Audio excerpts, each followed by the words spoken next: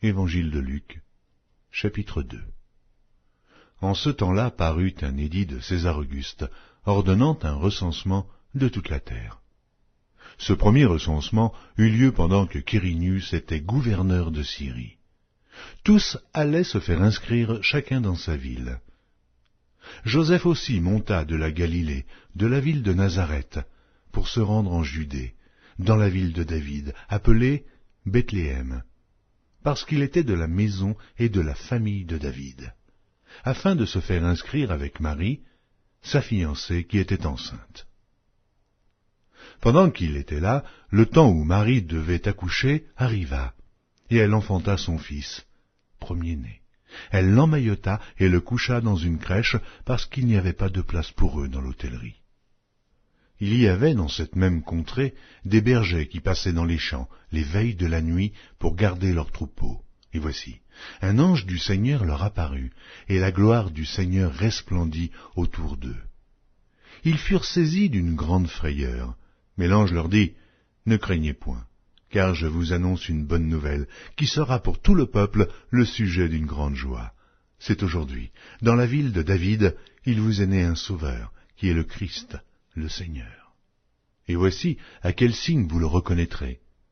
Vous trouverez un enfant emmailloté et couché dans une crèche. » Et soudain, il se joignit à l'ange une multitude de l'armée céleste, louant Dieu et disant, « Gloire à Dieu dans les lieux très hauts, et paix sur la terre parmi les hommes qui l'agréent. » Lorsque les anges les eurent quittés pour retourner au ciel, les bergers se dirent les uns aux autres, « Allons jusqu'à Bethléem, et voyons ce qui est arrivé, ce que le Seigneur nous a fait connaître. » Ils y allèrent en hâte, et ils trouvèrent Marie et Joseph et le petit enfant couché dans la crèche.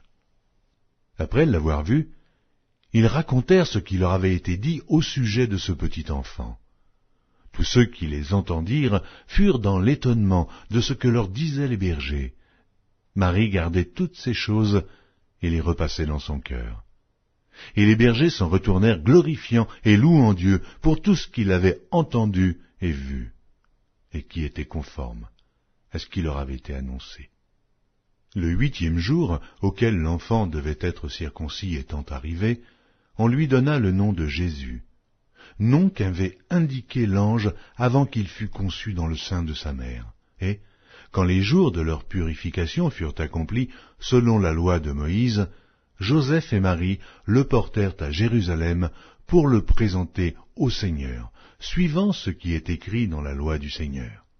Tout mâle, premier-né, sera consacré au Seigneur, et pour offrir en sacrifice 2 tourterelles ou 2 jeunes pigeons, comme cela est prescrit dans la loi du Seigneur. Et voici, il y avait à Jérusalem un homme appelé Siméon. Cet homme était juste et pieux, il attendait la consolation d'Israël, et l'Esprit Saint était sur lui. Il avait été divinement averti par le Saint-Esprit qu'il ne mourrait point avant d'avoir vu le Christ du Seigneur. Il vint au temple, poussé par l'Esprit, et, comme les parents apportaient le petit enfant Jésus pour accomplir à son égard ce qu'ordonnait la loi, il le reçut dans ses bras, bénit Dieu et dit, « Maintenant, Seigneur, tu laisses ton serviteur s'en aller en paix, selon ta parole.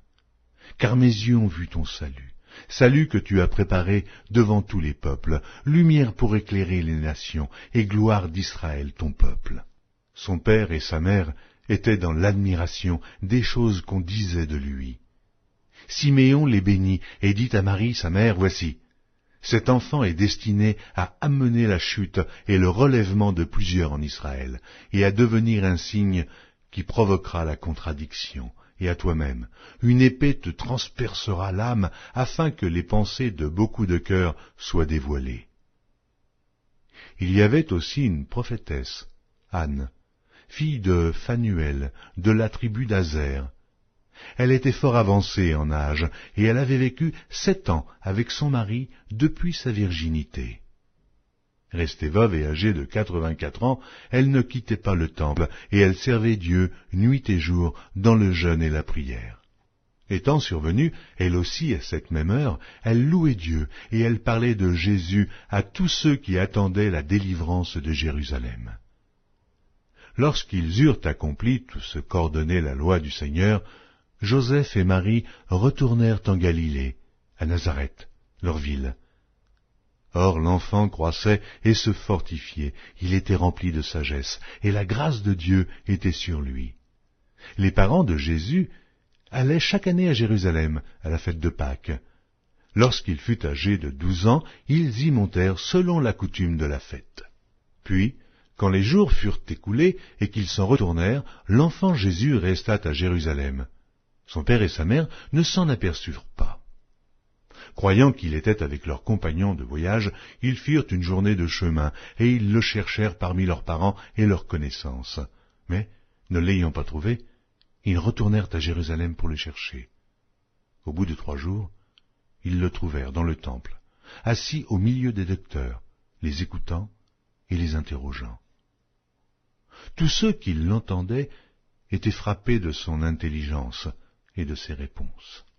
Quand ses parents le virent, ils furent saisis d'étonnement, et sa mère lui dit, « Mon enfant, pourquoi as-tu agi de la sorte avec nous? Voici, ton père et moi, nous te cherchions avec angoisse. » Il leur dit, « Pourquoi me cherchiez-vous? Ne saviez-vous pas qu'il faut que je m'occupe des affaires de mon père? » Mais ils ne comprirent pas ce qu'il leur disait. Puis il descendit avec eux pour aller à Nazareth, et il leur était soumis. Sa mère gardait toutes ces choses dans son cœur. Et Jésus croissait en sagesse, en stature et en grâce, devant Dieu et devant les hommes.